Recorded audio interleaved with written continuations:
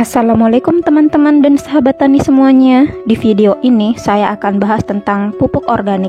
Pupuk organik merupakan pupuk yang sebagian besar atau seluruhnya terdiri dari bahan organik yang berasal dari tumbuhan, kotoran hewan, limbah organik lainnya yang telah melalui proses rekayasa berbentuk padat atau cair yang digunakan untuk mensuplai bahan organik untuk memperbaiki sifat fisik, kimia, dan biologi tanah. Ada beberapa jenis pupuk organik yang pada umumnya digunakan oleh petani, yaitu pupuk kandang, pupuk kompos, pupuk organik cair, dan lain-lain. Pupuk kandang selain mempunyai unsur hara yang cukup dan lengkap seperti unsur hara makro dan mikro, pupuk kandang juga memperbaiki struktur tanah, menambah kandungan hara, bahan organik tanah, meningkatkan kapasitas menahan air, dan meningkatkan kapasitas tukar kation yang menyebabkan pertumbuhan dan perkembangan tanaman menjadi lebih baik. Tahukah Anda bahwa tanah yang subur adalah tanah yang memiliki daya dukung yang besar terhadap pertumbuhan dan produksi tanaman? Jika kekurangan bahan organik tanah akan mengakibatkan miskin unsur hara. Kita pernah menjumpai tanaman yang sudah diberi berbagai pupuk anorganik, tapi pertumbuhan tanaman tidak optimal. Salah satu penyebabnya adalah penggunaan pupuk anorganik secara terus-menerus dalam jangka waktu tertentu akan menyebabkan ketimpangan status hara serta kekahatan unsur hara lain.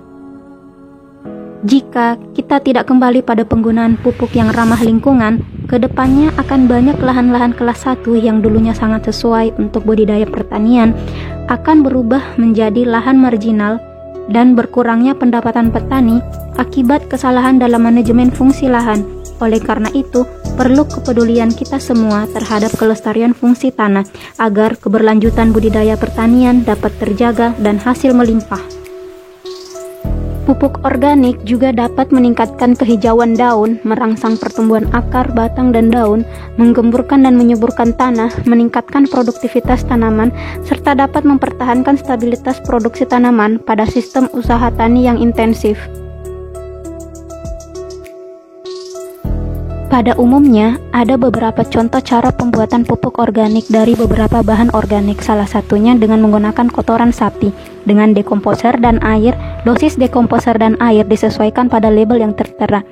Perbandingan bahan organik 60% dan kadar air 40%. Difermentasi selama 4-7 hari. Dalam proses fermentasi dilakukan bolak-balik agar udara masuk dan suhu turun. Kemudian proses tersebut diulang sebanyak 3 kali selama kurang lebih 3 minggu.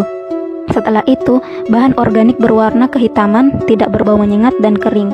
Pengeringan kadar air mencapai kurang lebih 15%. Dilakukan pencacahan dan pengayakan, dipisah menjadi beberapa bagian dengan menggunakan mesin. Kemudian dipacking dan aplikasi ke tanaman. Penting untuk diketahui bahwa standar pupuk organik sebelum digunakan sebagai bahan pembenar tanah harus dilakukan pengomposan agar rasio organik karbon dengan nitrogen atau dikenal dengan C/N rasio minimal 10% atau di bawah 20% sehingga pupuk organik tersebut layak digunakan ke tanaman. Sekian dan terima kasih, semoga video ini bermanfaat. Salam dari petani muda Indonesia.